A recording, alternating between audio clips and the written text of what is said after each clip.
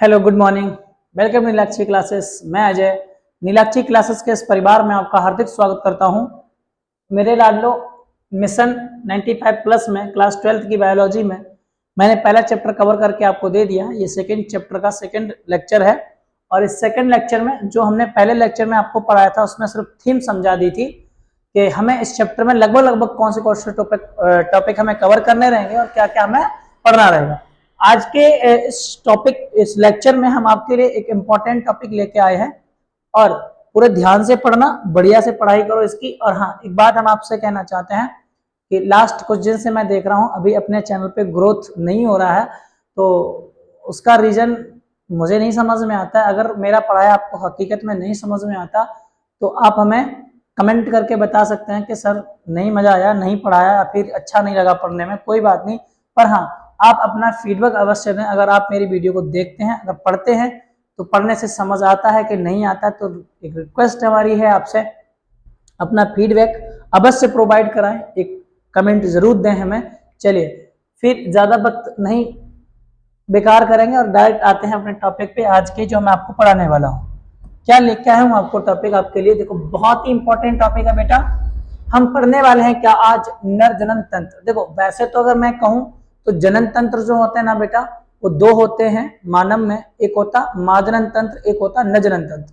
पहले दोनों के बारे में अलग अलग पढ़ लेते हैं, फिर हम आपको बता देंगे, ठीक है। अब सिंपल सी बात यह है, क्योंकि मैं वक्त नहीं बर्बाद करना चाहता, सीधा सीधा आपसे टॉपिक के बारे में बात कर रहा हूँ। देखो जरा, हम लेके हैं आपके लिए बेटा क्या, नरजनन तंत्र। ये नरजनन तंत्र ना बेटा दो प्रकार के अंगों से मिलकर बना होता है, जिसको हम लोग बोलते हैं नरजनन तंत्र का। एक होता है प्राथमिक लैंगिक अंग और एक होता है हमारा द्वितीयक लैंगिक अंग, जिसको हम लोग सहायक लैंगिक अंग यानी सेकेंडरी रिप्रोडक्टिव ऑर्गन्स या सिस्टम कहते हैं, है ना बेटा। अब क्या है, देखो यहाँ पर हमने दिया है आपको प्राथमिक लैंगिक अंग। क्या होते हैं प्राथमिक लैंगिक अंग? एक अंग होता है जिसका नाम क्या होता है, वृषण, है ना। सिंपल बात। ये वृषण जो है वो क्या है, नर का प्राथमिक लैंगिक अंग है बेटा, है ना। इसका काम क्या होता है, देखो जरा, यहाँ पर हमने दो काम भी इसके लिख दिए हैं बेटा। पहला काम हमने क्या लिखा, कह रहे सर ये क्या करता है, कह रहे सर ये स्पर्म यानी नर युग्मक यानी शुक्राणुओं का क्या करता है, निर्माण करता है। जबकि दूसरा हमने एक और काम लिखा बेटा, क्या इसका, कह रहे सर हार्मोन स्रावण भी करता है, इससे हार्मोन निकलते हैं। जिन हार्मोन्स का नाम क्या होता है बेटा, कहना सर एंड्रोजन हार्मोन कहते हैं। और ये हार्मोन क्या है, इसका नाम क्या है, इसका नाम है टेस्टोस्टेरोन। टेस्टोस्टेरोन हार्मोन जो होता है नर का प्राथमिक लैंगिक अंग से निकलने वाला प्रमुख लैंगिक हार्मोन होता है, जिसका नाम होता है क्या, टेस्टोस्टेरोन। अब स्टेरोन। अब ये तो हो गया हमारा प्राथमिक लैंगिक। एक और दिया गया, इसका नाम क्या, सहायक या फिर द्वितीयक जनन अंग। अब ये बात क्या है बेटा कि इसकी ना मतलब प्राथमिक लैंगिक ये जो जितने अंग है बेटा, ये सबके सब क्या करने वाले, हेल्प करने वाले। कैसे, एक एक को समझेंगे। पहला दो भाग में हमने बांट दिया इसको बेटा। पहला हमने क्या बांट दिया है, सहायक नलिका। दूसरा हमने क्या बोला, सहायक जनन। सहायक जो नर की सहायक ग्रंथियां होती हैं, सहायक नर जनन ग्रंथियां जो होती हैं वो है। पहला हमने क्या लिखा है, अधिवृषण, इसको एपिडर्मिस कहते हैं। इसकी आवश्यकता पड़ेगी। एक और ग्रंथि है, एक और नलिका, जिसका नाम क्या, शुक्रभाग, वास डेफरेंस, वास इन्फ्रेंसिया, जिसको हम लोग शुक्रवाहिका कहते हैं। मूत्र मार्ग यानी यूरेथ्रा होता है। और हमारा एक और दिया है सिसन, है ना। ये बाह्य जनन इंद्रिय है बेटा, इसके बारे में हमें पढ़ना पड़ जाएगा। और आगे हमने क्या लिखा है, तीन ग्रंथियां हैं, एक है शुक्राशय ग्रंथि, प्रोस्टेट ग्रंथि और काउपर ग्रंथि, है ना। तो ये जो है ना वो हमारा क्या है, नर जनन तंत्र का एक पूरा चार्ट है। अब देखो, जब आप एग्जाम में क्वेश्चन पेपर करते हैं तो हाँ, मैं ये ठीक है कि आप यूपी बोर्ड में ज्यादातर क्या कहते हैं, कॉपियां भर के आ जाओ, 6 कॉपियां भर दो, 8 कॉपी भर दो, कोई मतलब नहीं बेटा। आप जब क्वेश्चन को करने जाएंगे तो सबसे जैसे आपके क्वेश्चन में देख रहे हो न जनन तंत्र, ये टेबल मस्ट भी बनानी ही पड़ेगी। बना दो, एग्जामिनर आपकी थ्योरी नहीं पढ़ेगा, नंबर देगा पूरा जितना आपसे दिया जाएगा क्वेश्चन में, हाईएस्ट मार्क आपको देके जाएगा। चलिए हम बात करने वाले हैं नरजनन तंत्र की, है ना। आपको समझा दिया है भैया कि दो भाग होते हैं, कौन कौन से। पहले देखो आगे लिखा हमने क्या, नरजनन तंत्र जो होता है मेल रिप्रोडक्टिव सिस्टम कहाँ होता है बेटा, इसकी स्थिति जो है वो कहाँ पाए जाते हैं। तो कहना सर ये पुरुष में नरजनन तंत्र श्रोणि क्षेत्र यानी पेल्विस रीजन में स्थित होता है। श्रोणि क्षेत्र मतलब पेट के जस्ट नीचे वाला भाग, यानी कमर वाला भाग जो होता है बेटा वो हमारा क्या होता है, श्रोणि क्षेत्र। इसको इंग्लिश में क्या बोलते हैं, पेल्विस रीजन कहते हैं। और यहीं पर उपस्थित होता है हमारा क्या, नरजनन तंत्र पूरा। तंत्र क्यों कहते हैं, अंग अलग है, तंत्र अलग है। अंग एक पर्टिकुलर होता है, तंत्र जिसमें बहुत सारे अंग मिलकर एक साथ काम करते हैं, उसको हम लोग सिस्टम यानी तंत्र कहते हैं। अब आगे क्या लिखा, कह रहे नर जनन तंत्र का प्राथमिक लैंगिक अंग के बारे में बात करने वाले हैं। देखो प्राथमिक हमने अभी थोड़ी देर पहले पढ़ा था बेटा, यहाँ पे देखो प्राथमिक हमारा क्या होता है, कह रहे सर वृषण होता है, तो हम लोग बात किसके बारे में बात करने वाले हैं, वृषण के बारे में। तो नर जनन तंत्र का प्राथमिक जनन अंग क्या होता है, वृषण होता है, वृषण को कहा जाता है। ओके, ये हमने एक डायग्राम दिया, ये डायग्राम आपका किसका है, क्या सर नर जनन तंत्र का, ये डायग्राम, ये फिगर है। आपसे क्वेश्चन करता है कि नर जनन तंत्र का चित्र दर्शाइए, सचित्र वर्णन कीजिए भी बोलता है, सचित्र करिए या चित्र बनाइए। तो भैया ये हमारा है नर जनन तंत्र का सबसे सिंपल सा चित्र, इसको आप आसानी से बना पाएंगे। बहुत सारे और भी है लेकिन थोड़े से वो कह सकते हैं बाकियों की अपेक्षा ये सरल है। मैंने जहां तक देखा, जहां तक मुझे अनुभव है, जहां तक मैंने इतने दिन हो गए काम करते, जो भी मैंने सीखा उसके आधार पर आपको बता रहा।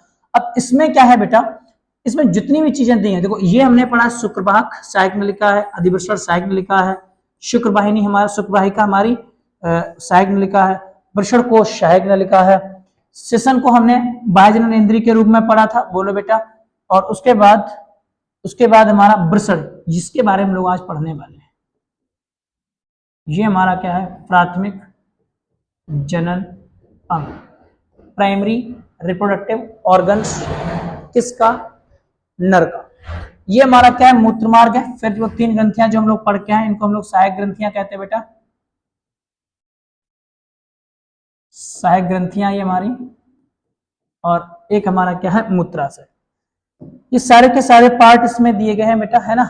ये जैसे ये वाली भाग है ना, ये वाला, इस पार्ट को हम लोग क्या बोलते हैं, शुक्रवार पढ़ेंगे, हमने बताया ना। फिर यहाँ पर एक कुंडली के रूप में ऐसा पाया जाता है बेटा, जिसको हम लोग क्या बोलते हैं, अधिवृषण कहते हैं। ये हमारा अधिवृषण वाला भाग हो गया, सॉरी ये हो गया अधिवृषण वाला भाग। और अधिवृषण और ये वृषण के अंदर वृषण कोष्ठ पाए जाते हैं, और वृषण कोष्ठ से निकलती हैं हमारी कौन सी नलिकाएं, जिनका नाम क्या है, शुक्र वाहिका।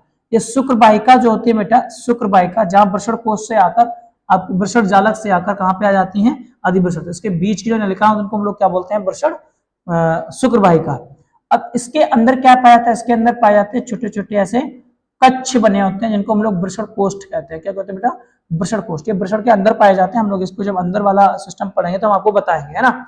वृषण कोष्ठ होते हैं, तो वृषण कोष्ठ है, अधिवृषण है, शुक्रवाहक नलिकाएं हैं, शुक्रवाहक है, ये शुक्रवाहिनी है, या फिर शुक्रवाहिका भी कहते हैं इनको, है ना। फिर इसके बाद ये शुक्रवाहिका आती है यहाँ पर, ये दोनों के दोनों, इसका नाम है क्या बेटा, शुक्राशय ग्रंथि। फिर यहाँ पर ये एक ग्रंथि पाई जाती है। अब देखो यहाँ दिखती दो है, एक होता है जैसे ऐसे पेन, ऐसे पकड़ लो इसको ऐसे, है ना। तो सामने वाले पोर्शन में हमें 2 चीजें दिखेंगी, एक इधर वाला भाग दिखेगा, एक इधर वाला, लेफ्ट राइट दोनों दिखेंगे ना। तो वही सेम ऐसे पीछे से ऐसे जकड़ी रहती है। इसकी वजह से सामने से देखने में 2 लगती है, पर होती कितनी है, 1। इसके बारे में हम लोग पढ़ने वाले हैं। फिर यहाँ 2 छोटे छोटे मटर के दाने जैसे संरचना है बेटा, जिनको हम लोग क्या बोलते हैं, काउपर ग्रंथि, यानी बल्बो यूरेथ्रल भी कहते हैं इसको। इसके बारे में पढ़ने वाले हैं। फिर ये जो डक्ट है ना बीच वाली, इस डक्ट को हम लोग बेटा कॉमन डक्ट कहते हैं। ये कॉमन डक्ट है। कॉमन डक्ट का मतलब सर इसमें से यूरिन तो बाहर आएगा ही आएगा, और स्पर्म भी इसी से बाहर आते हैं। जो वीर्य है, जो शुक्राणुओं के साथ आता है, वो भी इसी से बाहर आता है ना। और बाकी ये हमारे के दोनों क्या बेटा, कहना सर वृषण है। अब जो चीजें इधर भी है, सेम चीजें इधर भी हो जाएंगी। चले आगे, ये हमारा हो गया। अब सुनना क्या लिखा है। सबसे पहले हम प्रमुख लैंगिक अंग को पढ़ने वाले हैं। तो प्राथमिक लैंगिक अंग जो है, प्राथमिक प्रमुख जो भी है, वो क्या है बेटा, कह रहे टेस्टिस है, वृषण है। संख्या में कितने होते हैं, कह रहे पुरुष में एक जोड़ी पाए जाते हैं। एक जोड़ी का मतलब ये संख्या में कितने होते हैं, 2। एक ये रहा और एक ये, दोनों के दोनों बेटा एक जोड़ी होते हैं, तो 2 पाए जाते हैं ना। संख्या में 2 होते हैं, सिंपल सी बात है। कह रहे उत्पत्ति कब होती है, इनका निर्माण कब होता है, ये बच्चों बनते किससे हैं। तो देखो जैसे अपना पूरा शरीर है ना, वो 3 उत्कों से मिलकर बना होता है, जिससे इसको मेसोडर्म, एक्टोडर्म, एंडोडर्म कहते हैं ना। जो वृषण बने होते हैं वो किससे बने होते हैं, कहना सर मेसोडर्म से बने। तो सिंपल, भ्रूणीय स्तर के कौन से वाले भाग से, मेसोडर्म से इनका निर्माण होता है। माप क्या है इनकी, कहना सर 4 से 5 सेंटीमीटर इनकी क्या होती है, लंबाई। जैसे ये यहां से लेकर यहां से, ये जो लंबाई ना बेटा, ये वाली लंबाई, ये पूरी कितनी होती है, 4 से 5। और अगर मैं इसकी बात करूं, ये चौड़ाई की क्षैतिज देखूं तो हमारी कितनी, 2 से 3 सेंटीमीटर। देखो यहाँ पर लिखी है चौड़ाई कितनी, 2 से 3 सेंटीमीटर होती है। आकार कैसा होता है, कहना सर अंडाकार आकार के होते हैं, है ना। अब ये तो नॉर्मल सी बात है। अब जो अगला पॉइंट लिखना वो है आपका एक क्वेश्चन जो आएगा कहां, 2026 के एग्जाम में। देखो मैंने लिखा पर यहाँ पर भी, है ना। मोस्ट इंपॉर्टेंट है किसके लिए, एग्जाम कौन सा देने वाले हैं हम लोग, 2026 में एग्जाम देने वाले हैं। जनवरी फरवरी में आपका धमाकेदार एग्जाम जाने वाला है, बस ध्यान से पढ़ते रहिएगा, है ना। लिखा क्या कारण है, एक रीजन मुझे दीजिए किसका, कि वृषण जो है वो उदर गुहा के बाहर वृषण कोश यानी स्क्रोटम में पाए जाते हैं। अब पहली बात तो ये बात कि सर ये वृषण गुहा क्या है और वृषण कोश क्या है, कहां पाए जाते हैं, तो समझो। ये देखो बेटा, ये जो वृषण है, इन वृषण के ऊपर एक पतली त्वचा रहती है, एक स्किन है ना। वृषण कोश क्या होता है, एक थैलीनुमा संरचना है जिसमें क्या होता है, वृषण पाए जाते हैं, सिंपल बात। अब देखो, मैं एक क्वेश्चन आपसे जो पूछा था ना बेटा, मैंने क्या बोला कि एक क्वेश्चन पूछा था कि क्या कारण है कि वृषण उदर गुहा के बाहर वृषण कोश यानी स्क्रोटम में पाए जाते हैं। इंपॉर्टेंट क्वेश्चन है, 2026 में आने वाला है, मैंने आपसे पहले ही बता दिया। चलिए क्या है, देखो जरा समझते हैं इस बात को। देखो मैं ये कह दूं, मैंने कहा मानव शरीर का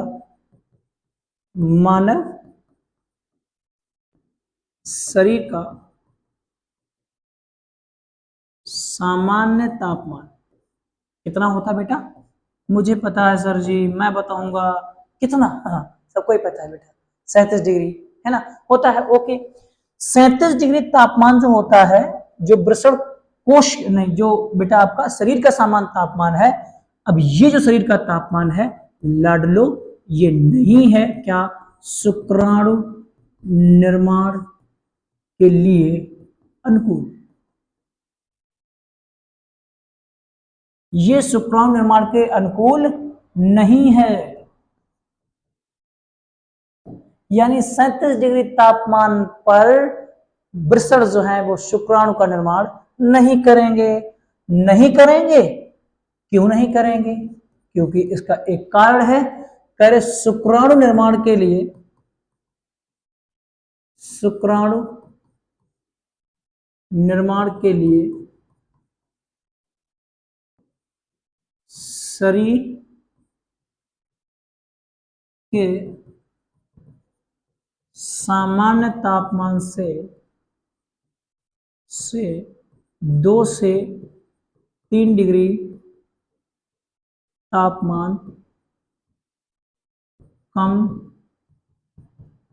चाहिए होता है। 2 से 3 डिग्री तापमान कम चाहिए, किसके लिए, शुक्राणु निर्माण के लिए। किनको, कहना सर वृषण को, सिंपल सी बात। अब मैंने बोला कि शरीर से या शरीर के सामान्य तापमान 37 डिग्री सेल्सियस से 2 से 3 डिग्री सेल्सियस तापमान वृषण कोश का कम होता है।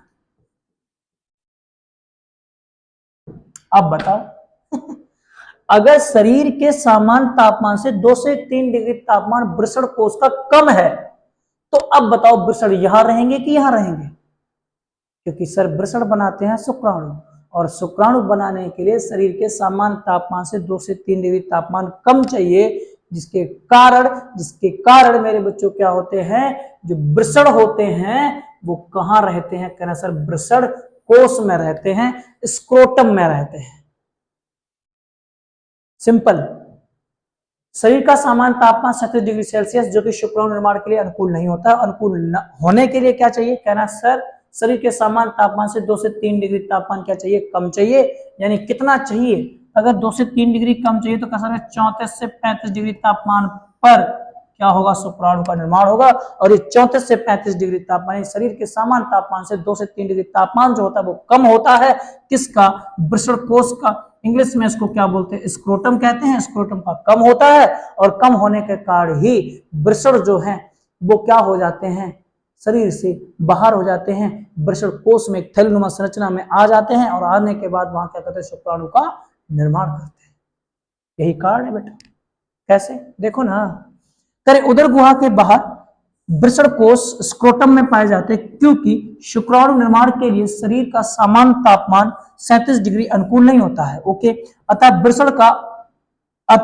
वृषण उदर गुहा के बाहर वृषण कोश स्क्रोटम में पाए जाते है जहां शरीर के सामान्य तापमान से 2 से 3 डिग्री तापमान जो होता है वो कैसा होता है, कम होता है, जो शुक्राणु निर्माण के लिए क्या होता है, अनुकूल होता है बेटा। अब ये है आपका मोस्ट इंपॉर्टेंट क्वेश्चन आएगा एग्जाम में, मैंने दे दिया आपका इसको एक्सप्लेनेशन, आपको समझ आया होगा। चले चलते हैं आगे, अगले पॉइंट को पढ़ते हैं। My God slides blank. अच्छा चलिए, अगला पॉइंट हमने क्या लिखा, देखो जरा, अगला पॉइंट आपसे कहता है क्या भैया वृषण जो होते हैं ना, कह रहे इनकी उत्पत्ति तो हो जाती है मेजोडर्म से, तो होती है कौन से, लगभग प्रथम तिमाही में उत्पत्ति होती है, और ये वृषण कोष में आ जाते हैं कब से, लगभग 7वें महीने में, जब बच्चा गर्भ में होता था, है ना। तो कह रहे क्या कि विकास जो है ना प्रारंभिक अवस्था में गर्भ में ही उदरगुहा में होने लगता है, सीधी सा बात है भैया, जब बनेंगे तो उनका विकास ही वहीं पर प्रारंभ हो जाएगा। ओके, आगे क्या लिखा अगले पॉइंट में, अगले पॉइंट में अगर भ्रूणीय अवस्था में 7वें माह में वृषण जो है ना वो गर्भ से या उदर गुहा से कहां पर आ जाते हैं, वृषण कोष में आ जाते हैं। जब बच्चा है वो माँ के गर्भ में है, 7वां महीना, उन 7वें महीने पर ही जो वृषण बने, जो टेस्टिस बन गए ना बेटा, वो कहां पे आ जाएंगे, वृषण कोष में, स्क्रोटम थैलीनुमा संरचना में आ जाते हैं। ठीक है, ओके। अब अगर ये हो जाए कि सर किसी किसी के वृषण ना आए, तो वृषण बाहर ही ना आए, अब तुम एक बात खुद सोचो बेटा, मैंने बोला शरीर का सामान्य तापमान जो है ना 37 डिग्री सेल्सियस, वो अनुकूल ही नहीं है किसके लिए, शुक्राणु के निर्माण के लिए। तो जब शुक्राणु के निर्माण के लिए अनुकूल नहीं है, तो फिर वृषण शरीर में क्या करने वाले हैं, रहेंगे ही नहीं, उनको आना पड़ेगा बाहर। और अगर नहीं आए तो अनुकूल वातावरण नहीं मिलेगा, क्योंकि तापमान 2 से 3 डिग्री कम चाहिए, वो मिलेगा नहीं, वो मिलेगा नहीं तो शुक्राणु बनेंगे नहीं, शुक्राणु बनेंगे नहीं, तो क्या वो नर कभी पिता बन पाएगा, अरे सर नहीं बन पाएगा, और नहीं बन पाएगा तो ऐसी दिक्कत को कहते हैं वृषण गोपिकता, अर्थात जिन पुरुषों में वृषण नहीं पाए जाते हैं, वो वृषण होते हैं लेकिन वो वृषण रह कहां जाते हैं, शरीर के अंदर, वो कहां नहीं आते हैं, बाहर नहीं आते हैं शरीर के, बस इतनी सिंपल सी बात। ऐसी कंडीशन को एक बीमारी होती है, इसका नाम होता है वृषण गोपिकता। देखो यहां लिखा है, यदि वृषण कोष में नहीं आते हैं तो इसको हमको क्या बोलते हैं, वृषण गोपिकता कहते हैं। क्रिप्टोचिटिज्म इसको बोला जाता है, चिंटिज्म, क्रिप्टोचिटिज्म कहा जाता है। इस स्थिति में व्यक्ति में शुक्राणु का निर्माण नहीं होता, क्योंकि भैया अनुकूल परिस्थितियां नहीं रहती हैं। ओके, अनुकूल परिस्थितियां नहीं है तो वृषण में निर्माण नहीं होगा, और इसे इंटरटिलिटी जिसको हिंदी में क्या बोलते हैं, बंध्यता, सिंपल बात, बंध्यता, बंध्य पुरुष, अर्थात नहीं बन सकता पिता, नहीं होगा निर्माण शुक्राणु का। क्यों नहीं होगा, क्योंकि 2 से 3 डिग्री तापमान कम नहीं है उसके पास, क्योंकि वृषण कोष में वृषण ही नहीं है, बात खत्म। मेरे लाडो, ये हमने यहाँ पर क्या दिया आपको, एक संरचना दी है, किसकी, वृषण कोष की, वृषण की, सॉरी, ये हमने एक संरचना दी है इस वृषण की। अब इस वृषण की संरचना में बहुत सारी चीजें, हेड ऑफ एपिडर्मिस, ये जो है अधिवृषण होता है बेटा, ये पूरा हमारा ये वाला भाग जो है अधिवृषण है, और इस अधिवृषण का ये शीर्ष भाग है, ये पर बीच का मध्य भाग, इसको बॉडी कहते हैं, या एपिडर्मिस यानी पूरे वाले भाग को हम लोग अधिवृषण कह देते हैं। फिर इस अधिवृषण में बहुत सारी परतें पाई जाती है, ट्विनका एल्ब्यूजिनिया, ट्विनका वेस्कुलरिस, ट्विनका प्रोपरिया, ऐसे बहुत सारी परतें, 3 परतें भी होती हैं। फिर इसके अंदर जब चलते हैं तो हमें छोटे छोटे ऐसे लूप पाए जाते हैं, जिनको हम लोग वृषण कोष्ठ कहते हैं, वृषण कोष्ठ पाए जाते हैं, और इन वृषण कोष्ठ में ही शुक्रजन नलिकाएं पाई जाती हैं, जो शुक्रजन नलिकाएं शुक्राणुओं का निर्माण करती हैं। फिर ये शुक्रजन नलिकाएं जहाँ एकत्रित होती है, वहां शुक्रजालक बन जाता है, या फिर वृषण जालक बन जाता है। वृषण जालक से 15 से 20 नलिकाएं निकलती हैं, जिनको हम लोग शुक्र वाहिका या शुक्र वाहिनी कहते हैं। फिर शुक्र वाहिनी अधिवृषण से होते हुए यहाँ पर आती हैं, और अधिवृषण के माध्यम से ये जो शुक्र वाहक है, इसके द्वारा जो शुक्राणु है वो शुक्राशय ग्रंथि तक पहुंचा दिए जाते हैं। ये जो संरचना अभी तक जो मैं बात कर रहा था, वो बात कर रहा था किसके बारे में, उसके आउटर के बारे में, वो बना कब, उसकी संख्या कितनी है, वो पाया कहाँ जाता है, वो क्यों पाया जाता है, इसके बारे में बात करी। मैंने नहीं बात करी अभी इसके संरचना के बारे में। तो अगला टॉपिक हम लोग क्या पढ़ने वाले हैं बेटा, वृषण की संरचना। और मैंने जानबूझ के मेरे बच्चों नहीं पढ़ाई आज क्या वृषण की संरचना, क्योंकि फिर ये वीडियो बहुत ज्यादा लेंथी हो जाता, आपको सरदर्द हो जाता, तो इसलिए मैंने अपने बच्चों को ध्यान में रखते हुए, तुम लोग इंस्टाग्राम के बड़े शौकीन हो, अभी वो भी चलाने का टाइम नहीं मिलता, तो इसकी वजह से फिर मैंने इस टॉपिक को रोक दिया। अब मैं अगले दिन कवर करने वाला हूं इस पूरे टॉपिक को, बहुत मजा आने वाला है, कुछ भी ऐसा नहीं होगा जो बेटा तुम्हें ना आता हो, आप बस पेन उठाना, लिखना शुरू कर देना, सारी की सारी चीजें तुम्हारे दिमाग में स्टेबल होंगी, अभी के लिए नहीं, हमेशा के लिए। बस अगले दिन आप मिलेंगे, हम लोग करेंगे टू बी कंटिन्यू। सिंपल बात। तब तक के लिए हाँ, तब तक के लिए इसे कहने से पहले एक बार मैं आपको जल्दी से मौका दे दूं, मेरे भाई लोग सब, मेरे भाई मेरे बहन सब क्या करें, फटाफट स्क्रीनशॉट ले लें। ले लो बेटा, यह है आपका पहला पेज, नेक्स्ट पेज पुश करो और ले लो स्क्रीनशॉट, नेक्स्ट पेज, नेक्स्ट। अच्छा बेटा बहुत बढ़िया, ये तो मैंने एक्सप्लेन किया आपको है ना, यहाँ ब्लैंक है, फिर से नेक्स्ट पेज, स्क्रीनशॉट ले लो। अब ब्रसर की संरचना हम लोग कल पढ़ने वाले हैं। तब तक के लिए अपना ख्याल रखिए, मस्त रहिए, नोट्स वगैरह बना लेना। जय हिंद, जय भारत।